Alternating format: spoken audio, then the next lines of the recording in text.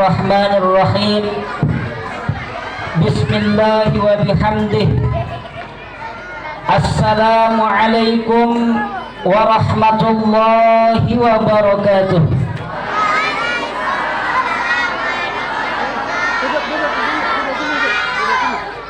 Apa karena jam mau 10 nih nggak semangat lagi kayaknya ini? Saya ulang lagi sekali. Assalamualaikum warahmatullahi wabarakatuh.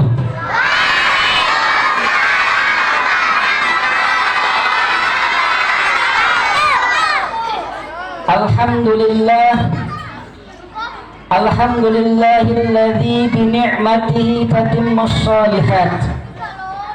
Wassalatu wassalamu ala sayyidina wa habibina wa syafi'ina wa maulana Muhammadin sallallahu alaihi wasallam.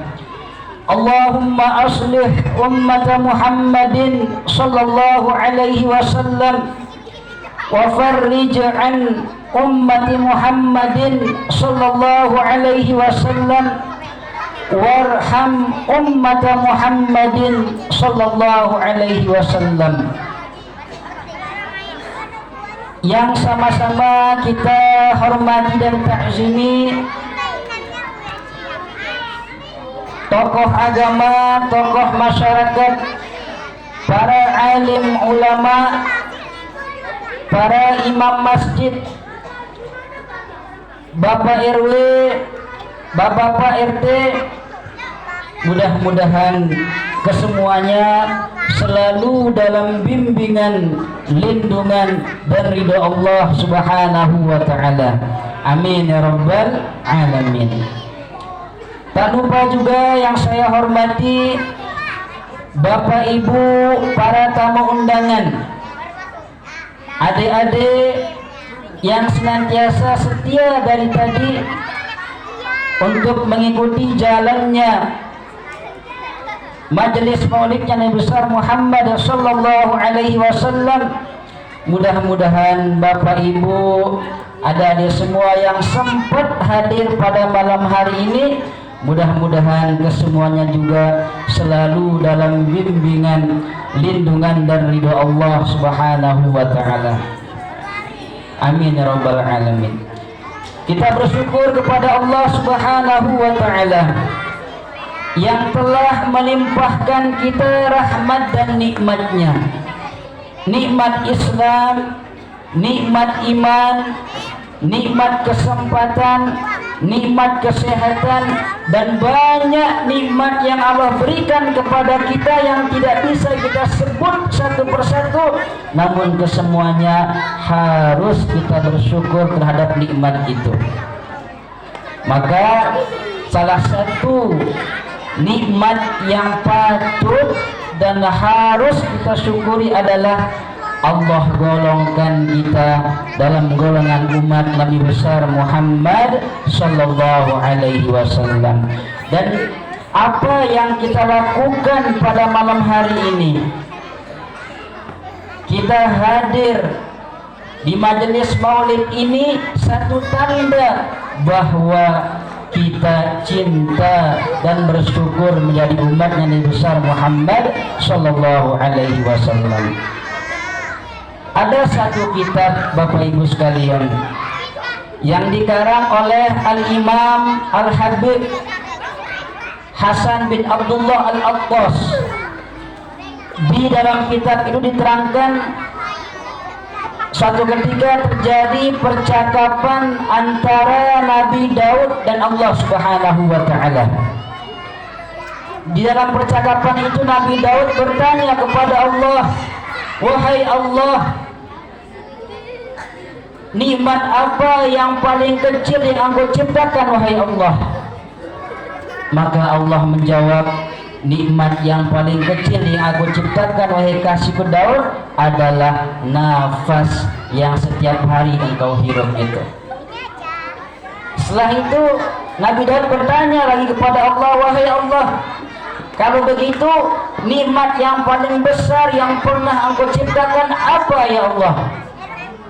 Allah Subhanahu wa taala menjawab, wahai Daud kekasihku, nikmat yang paling besar yang pernah aku ciptakan adalah penciptaan Nabi besar Muhammad sallallahu alaihi wasallam.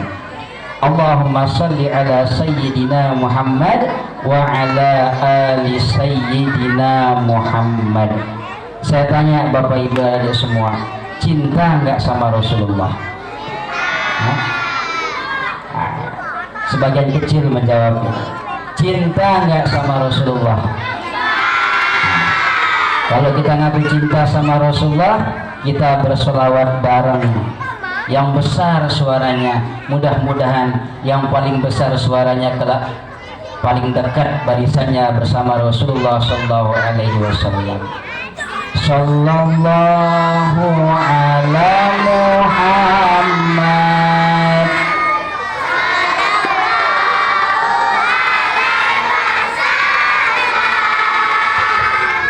Sallallahu ala Muhammad.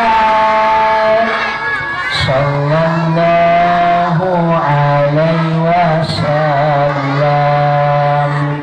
Ya Nabi salam alaika, ya Rasul salam alaika,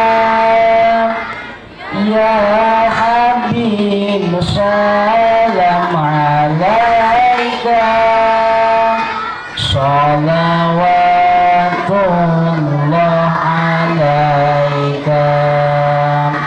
Kami cinta padamu ya Rasul, kami sayang padamu ya Nabi, kami rindu padamu ya Rasul.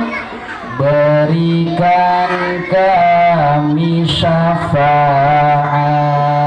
Mudah-mudahan kita yang hadir di majelisnya Rasulullah ini, di majelis maulidnya Rasulullah SAW, seperti ini kita gembira hadir, seperti ini kita kumpul bersama Rasulullah SAW, seperti ini kita kelak mendapatkan syafaatnya Rasulullah SAW, dan mudah-mudahan seperti ini kita ramainya untuk mengiringi Rasulullah masuk surganya Allah Subhanahu wa taala. Amin ya rabbal alamin. Bapak Ibu jamaah majelis maulid rahimakumullah, ada seorang ulama Bapak Ibu namanya Syekh Ahmad Zuhdian Nur. Beliau mendapat kisah ini dari gurunya dari gurunya sampai yang benar-benar mengalami kisah ini. Kata Syekh Ahmad Zuhdian Nur, ada seorang ulama bermimpi bertemu dengan Nabi Muhammad sallallahu alaihi wasallam.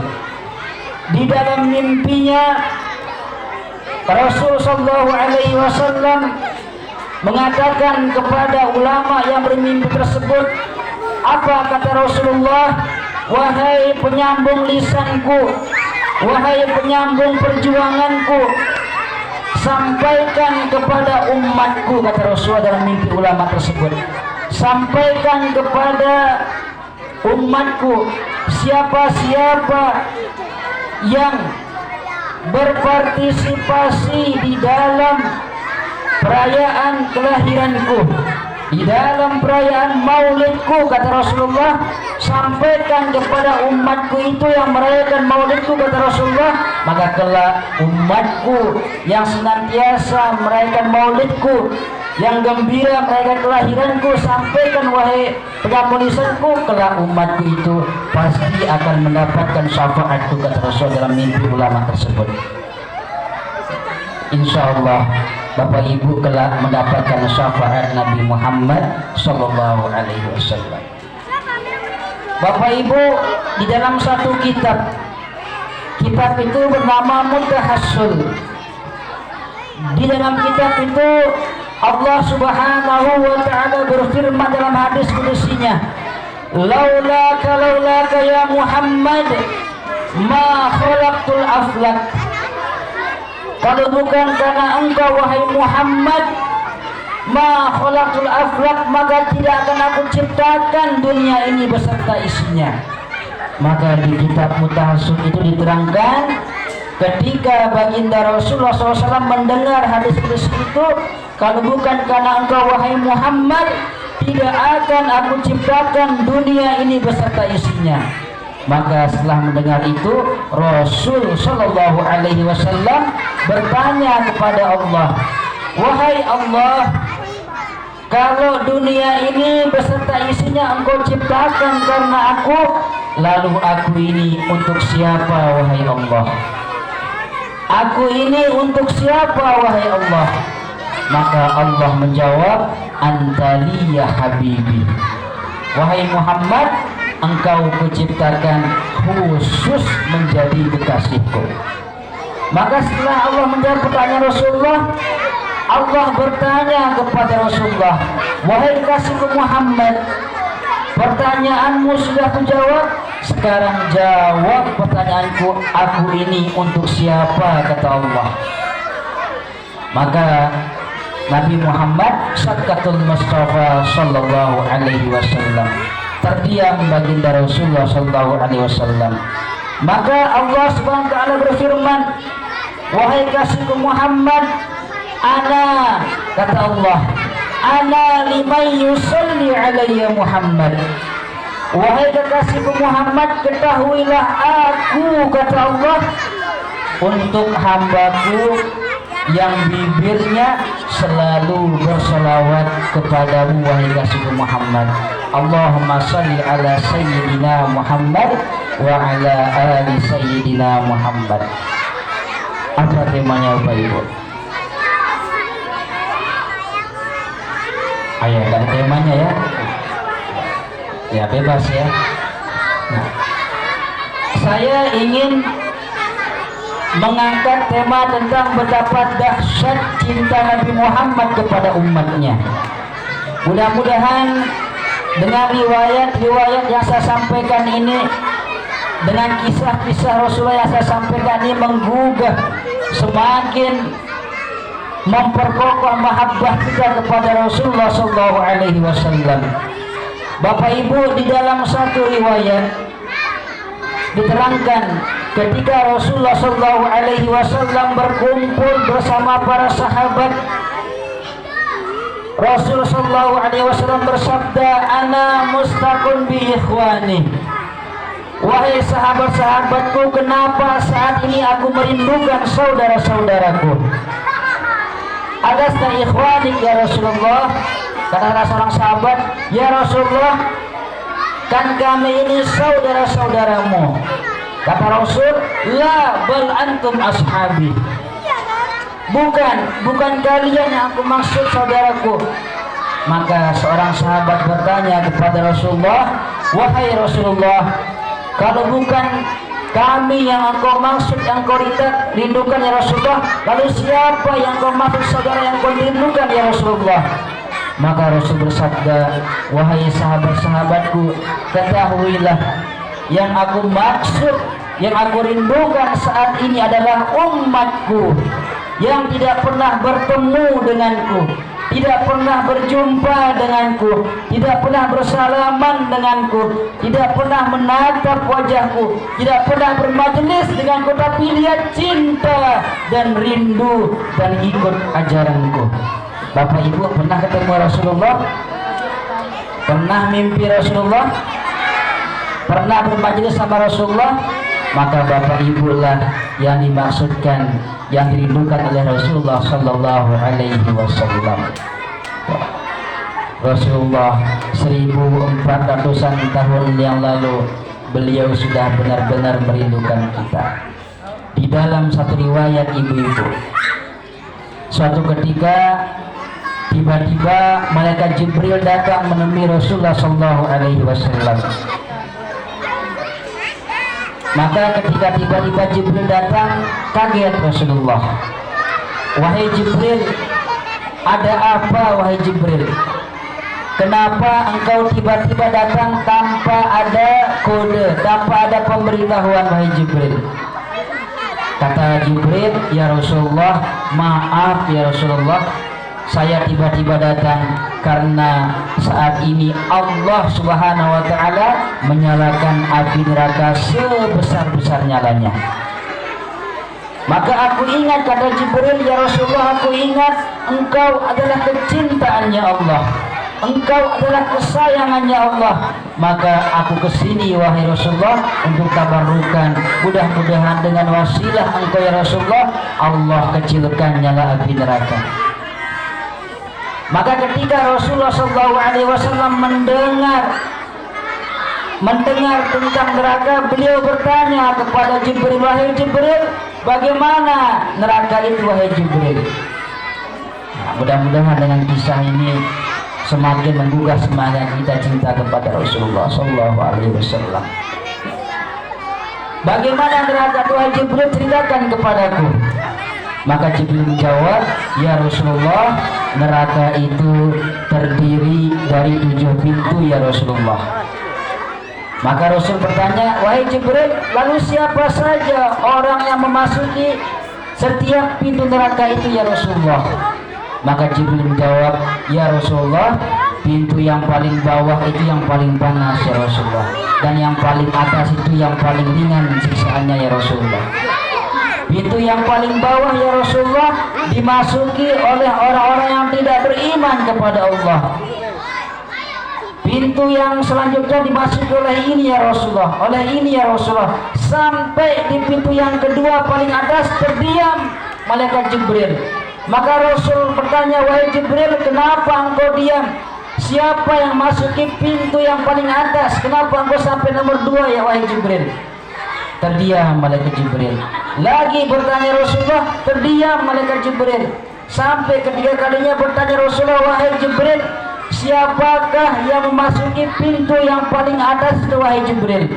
Maka saking seringnya bertanya Rasulullah, maka Jibril menjawab, ya Rasulullah, yang memasuki pintu yang paling atas adalah umatmu ya Rasulullah.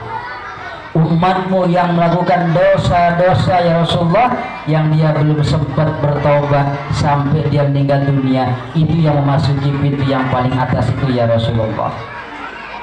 Tahu gak Bapak Ibu apa yang terjadi Bapak Ibu ketika Rasulullah SAW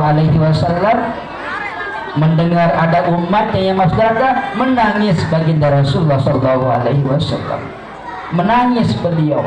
Tidak hanya beliau menangis, beliau pingsan Bapak Ibu sekalian. Ketika beliau mendengar umatnya akan ada yang masuk neraka, beliau menangis dan beliau pingsan. Lalu malaikat Jibril memapah beliau, tidur di pangkuannya Jibril. Beberapa saat beliau terbangun, beliau menangis lagi, dan dia mempertegas kepada Jibril, wahai Jibril, benarkah yang engkau bilang wahai Jibril akan ada umatku yang masuk neraka wahai Jibril? Benar ya Rasulullah. Nangis baginda Rasulullah SAW. Lalu beliau membalikkan dirinya dan menghadap kiblat. Apa kata beliau? Ummati ya Rabb, ummati ya Rabb, ummati ya Rabb. Umatku ya Allah, umatku ya Allah, umatku ya Allah. Tahu gak Bapak Ibu, setelah beliau tahu tentang umatnya akan masuk neraka, 3 hari 3 malam beliau gak makan karena mikirin kita. 3 hari 3 malam beliau gak makan karena mikirin umatnya. Kita pernah mikirin Rasulullah Bapak Ibu?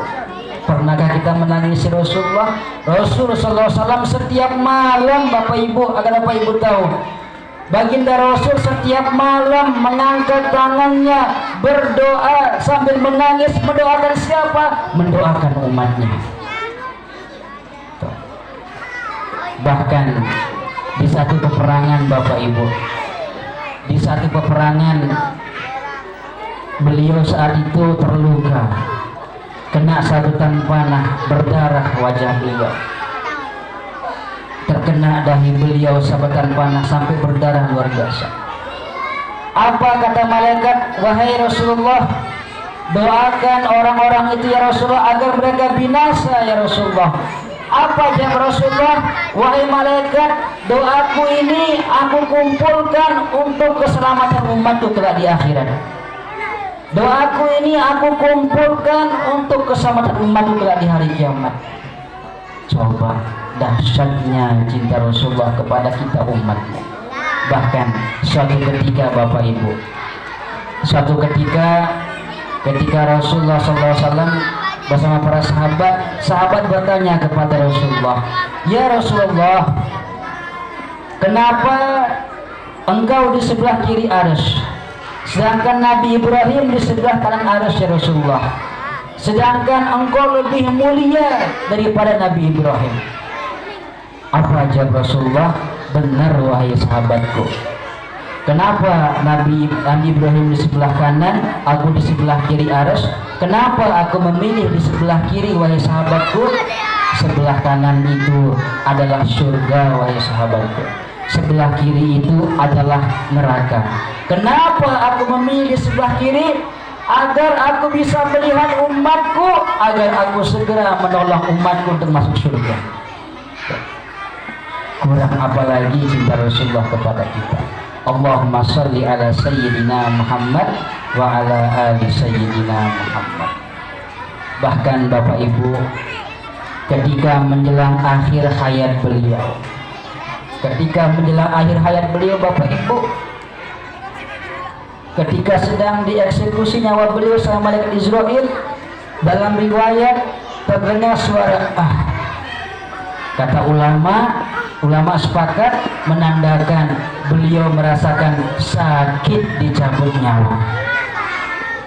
Maka di saat beliau sedang dicabut nyawanya dan beliau merasakan sakit dicabut nyawa, Rasul bertanya kepada malaikat Israel, wahai Israel, sakit wahai Israel? Benar ya Rasulullah, sakit ya Rasulullah. Beliau bertanya kepada Israel, wahai Israel, apakah seperti ini sakit yang dirasakan oleh umatku nanti ketika dicabut nyawanya wahai Israel? Apa jawab Israel? Ya Rasulullah, benar ya Rasulullah, umatmu juga merasakan sakit dicabut nyawa, bahkan lebih sakit dari apa yang engkau rasakan. Apa reaksi beliau ketika beliau mendengar umatnya akan sakit dicabut nyawa? Beliau menangis Bapak Ibu.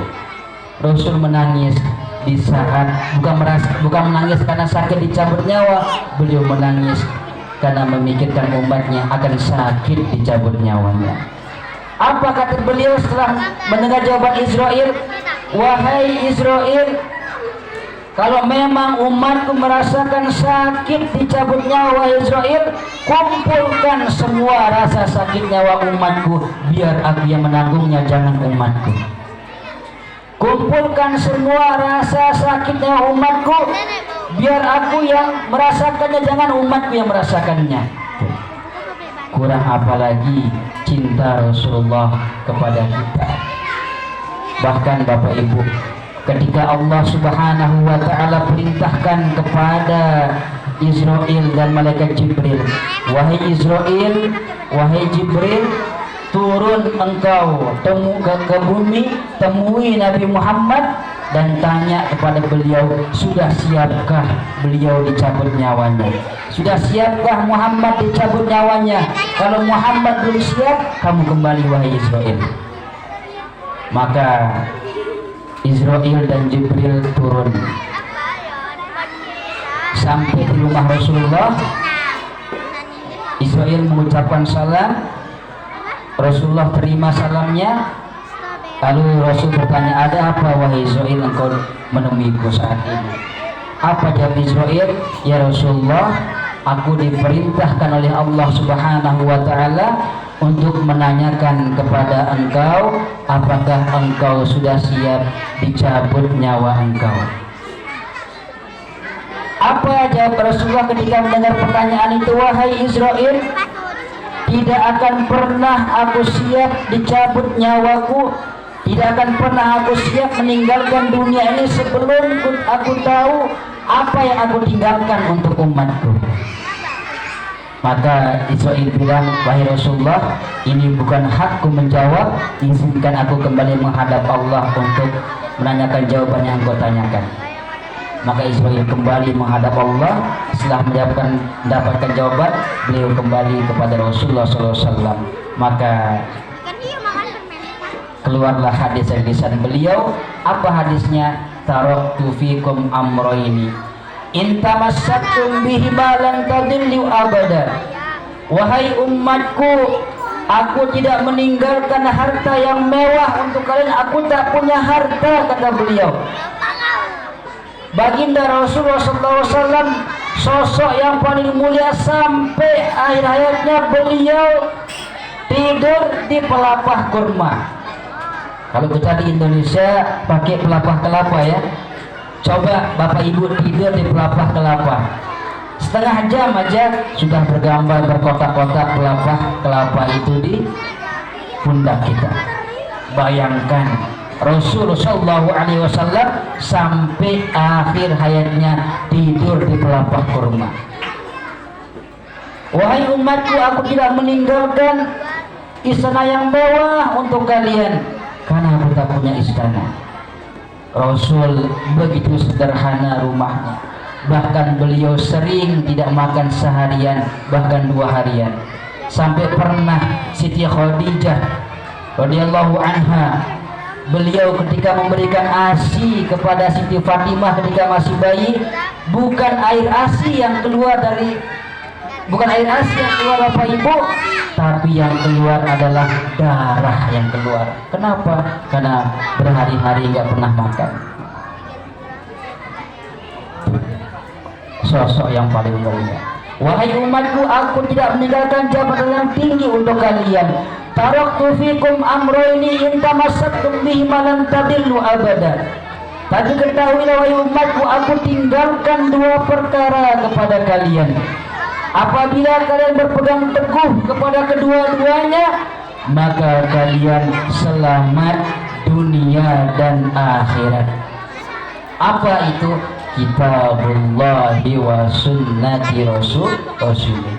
Hidup kita berpedoman, berpegang teguh kepada Al-Quran dan sunnahnya Nabi besar Muhammad Sallallahu Alaihi Wasallam.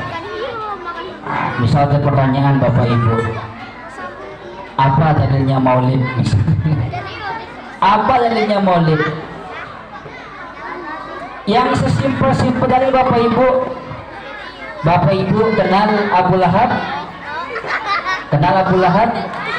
Ya. Kenal Abu Jahal? Nah. Abu Jahal Bapak Ibu, beliau ketika Rasulullah SAW lahir, dia menyembelih kambing. Dengan sebab gembiranya saat itu akan kelahiran Nabi Muhammad, kesiksaannya di hari Senin diringankan oleh Allah Subhanahu wa Ta'ala. Apalagi kita yang beriman kepada Allah, beriman kepada Rasulullah, insya Allah kita merayakan Maulid, insya Allah Allah bebaskan dari siksa api neraka. Mudah-mudahan, amin ya rabbal alamin. Maka kita mengetahui betapa dahsyatnya cinta Rasulullah kepada kita. Lalu sekarang bagaimana cara kita membalas cinta Rasulullah kepada kita? Coba Bapak Ibu, apa tanda cinta seseorang kepada seseorang? Ketika seorang pemuda jatuh cinta kepada seorang wanita, maka tanda cintanya itu ada 3. Yang pertama, dia sering menyebut nama orang yang dia cintai. Yang kedua, dia sering mengingat orang yang dia cintai. Dan yang ketiga, dia selalu mengikuti apa yang diinginkan oleh yang ia cintai. Maka ketika kita mengaku cinta kepada Rasulullah, pertama, perbanyaklah kita mengingat Nabi besar Muhammad Sallallahu Alaihi Wasallam. Maka Imam Al-Ghazali Bapak Ibu, seorang alim besar, pengarang kitab Ihya Ulumuddin Bapak Ibu, kitab-kitab yang kalau di Jawa itu kalau nggak digaji itu kurang gimana kita kalau di pesantren itu. Imam Al-Ghazali mengatakan salah satu cara kita untuk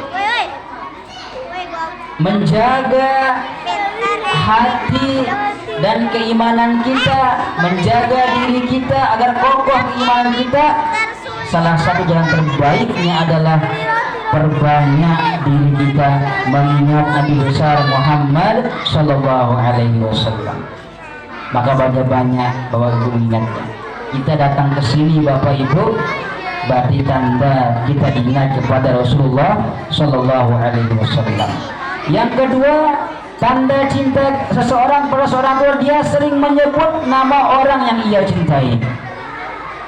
Maka kalau kita ngaku cinta kepada Rasulullah, sering-sering kita menyebut nama beliau. Apa tanda kita? Perbanyak kita membaca sholawat. Dalam satu hadisnya Bapak Ibu, ini mungkin bisa diamalkan oleh kita semua. Dalam satu hadisnya Rasul bersabda, siapa-siapa di antara umatku, kata Rasulullah, yang membaca sholawat kepadaku sebanyak 80 kali, 80 kali yang membaca sholawat kepadaku di hari atau malam Jumat. Nih dicatat Bapak Ibu, bisa diamalkan di hadis Rasulullah.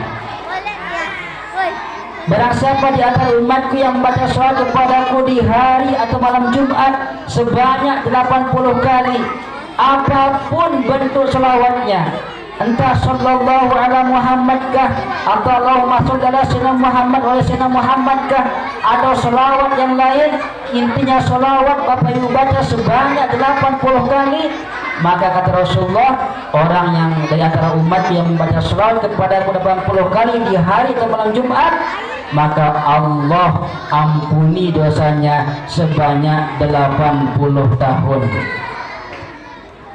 Bapak RW ada 80 tahun umurnya. Berapa sekarang? Ya, 45. Apalagi yang duduk di sini Bapak Ibu masih sangat muda sekali. Doakan mudah-mudahan saya tahun depan dapat jodoh. Mudah-mudahan tahun depan. Jadi kalau kita ngaku cinta, perbanyak kita menyebut sholawat Rasulullah Sallallahu Alaihi Wasallam. Bahkan kata Rasul, man shalla alayya wahidatan sallallahu alaihi asran, wa man shalla alayya asran sallallahu alaihi mi'atan. Kata Rasul, barang siapa yang membaca sholawat kepadaku sekali saja, kata Rasul, maka Allah akan balas dengan 10 rahmat. Wa man shalla alayya asran sallallahu alaihi mi'atan. Barang siapa yang bersolawat kepadaku 10 kali, maka Allah akan balas dengan 100 rahmat. Bapak Ibu, bisa jadi satu rahmat untuk berkahnya keluarga kita, satu rahmat untuk berkahnya rezeki kita, satu rahmat untuk berkahnya anak-anak kita yang soleh. Ini 10 kali kita baca sholawat, Allah balas dengan 100 rahmat. Bahkan kata Rasul, barang siapa yang membaca sholawat kepadaku 100 kali sehari, maka Allah haramkan jasadnya disentuh oleh api neraka, dan kelak akan dikumpulkan bersama para nabi, para rasul, para syuhada, wal ulama was sholihin. Orang yang 100 kali kepada Rasulullah kumpul dengan para rasul, para nabi, para ulama, para orang syuhada, dan para orang-orang soleh. Kira-kira lama nggak Bapak Ibu kita baca sholawat sallallahu ala Muhammad saja? Lama nggak? Sallallahu ala Muhammad, sallallahu ala Muhammad. Sebentar dapat 100. Insya Allah jasad kita haram disentuh oleh api neraka. Nah, ini satu amalan Ibu saya dapat dari Kiai Anwar Mansur Lirboyo Kediri ketika saya masih di Jakarta. Ketika saya di Jakarta, saya membersamai keluarga besar saya Kiai Hasan Asy'ari untuk ikut mengaji kepada Kiai Anwar Mansur, Pondok Pesantren Lirboyo Kediri. Pondok Lirboyo sekarang kalau nggak salah santrinya 45.000 mungkin sekarang santrinya. Ketika kami ngaji di hadapan beliau memberikan kami amalan sholawat Bapak Ibu. Nah, ini bisa diamankan Bapak Ibu insya Allah. Siapa-siapa yang ingin kabul hajatnya kata beliau, yang ingin lancar dagangannya kata beliau, yang ingin lancar rezekinya kata beliau, yang belum punya anak supaya disegerakan punya anak kata beliau, yang belum dapat jodoh disegerakan dapat jodoh kata Kiai Mansur, maka amalkan kata beliau 40 kali sholawat ini setiap hari. Apa bacaannya? Pendek Bapak Ibu. Sallallahu ala Muhammad, sallallahu ala Muhammad, sallallahu ala Muhammad. Panjang gak Bapak Ibu? Kira-kira 3 menit dapat kita itu yang 40 kali itu. Amalkan Bapak Ibu agar apa yang kita hajatkan Allah segera sampaikan. Apa yang kita inginkan Allah sampaikan. Maka Bapak Ibu, terlebih di bulan Maulid ini Bapak Ibu, Allah Subhanahu wa taala turunkan ayat Innallaha wa malaikatahu yusholluna 'alan nabi ya ayyuhalladzina amanu shollu 'alaihi wa sallimu taslima. Sesungguhnya Allah bersama para malaikatnya bersolawat kepada Nabi Muhammad. Ya ayyuhalladzina amanu shollu 'alaihi wa sallimu taslima. Wahai orang-orang beriman, bersolawatlah dan ucapkan salam penghormatan kepadanya. Maka Al-Imam Al-Qurtubi Bapak Ibu, seorang alim besar, seorang ulama besar, di dalam kitab tafsirnya menerangkan apa maksudnya Allah bersolawat kepada Rasulullah, apa maksudnya malaikat bersolawat kepada Rasulullah, dan apa maksudnya umatnya bersolawat kepada Rasulullah. Apa maksudnya Allah bersolawat kepada Rasulullah? Maksudnya adalah tanda cinta dan ridho Allah pada Nabi Muhammad. Yang kedua, apa maksudnya malaikat bersolawat kepada Rasulullah? Adalah tanda penghormatan dan doa malaikat kepada Rasulullah SAW. Yang ketiga, apa tanda umatnya bersolawat kepada Rasulullah? Yaitu sebagai penghormatan, tanda cinta dan ibadah kepada Allah Subhanahu wa taala. Maka perbanyak kita bersolawat kepada Rasulullah SAW. Yang terakhir Bapak Ibu, nah udah ngantuk semuanya. Nah, apalagi saya Bapak Ibu nih dari jam 2 tadi ngisi undangan, jam 2 lanjut sore juga. Alhamdulillah istirahatnya maghrib tadi lanjut ke sini nih. Jadi mohon maaf kalau agak-agak ngantuk rupa saya Bapak Ibu. Jadi yang ketiga, yang terakhir, apa tanda cinta kita kepada Rasulullah SAW? Ikuti apa yang beliau perintahkan. Maka seorang ulama mengatakan, kalau amalan-amalan yang lain kita butuh mursyid kata beliau, tapi kalau sholawat tak perlu butuh mursyid. Kenapa? Karena sholawat itu langsung sampai kepada Allah Subhanahu wa ta'ala. Maka Bapak Ibu, kalau kita ngaku cinta kepada Rasulullah, taati apa yang beliau perintahkan. Seperti yang tadi, berpegang teguh kepada Al-Quran dan sunnahnya. Siapa sekarang kalau kita mentaati beliau? Lewat para ulama, para ustadz kita. Di sini ada ustadz kita, imam kita, bapak RW kita. Selama diajak kepada kebaikan, mari kita membersamai apa yang beliau lakukan. Itulah Bapak Ibu yang saya sampaikan untuk majelis maulid kali ini. Kesimpulannya sekarang, yang pertama, kita harus sadar bahwa Rasulullah sangat cinta kepada kita umatnya. Dan yang kedua, kita harus membalas cinta Rasulullah. Maka kata Rasul, seorang badui bertanya Bapak Ibu sedikit ini, ya Rasulullah, kapan hari kiamat terjadi? Kapan kita kiamat ya Rasulullah? Maka Rasul bertanya balik kepada Arab badui tersebut, apa yang engkau persiapkan untuk menghadapi kiamat? Apa kata Arab badui tersebut, ya Rasulullah, ibadahku biasa-biasa ya Rasulullah, amalanku biasa-biasa ya Rasulullah, tapi aku persiapkan Rasulullah mahabbah kepadamu ya Rasulullah. Maka apa kata Rasul? Anta ma'aman ahbabta, engkau akan bersama dengan orang yang engkau cintai. Kita hadir di sini karena cinta kepada Allah, karena cinta kepada Rasulullah. Insya Allah kelak kita akan bersama Rasulullah SAW. Yang terakhir kesimpulannya apa? Tanda cinta itu ada 3. Yang pertama, kita sering menyebut nama orang yang kita cintai. Kita sering mengingat orang yang kita cintai, dan kita pasti akan melakukan apa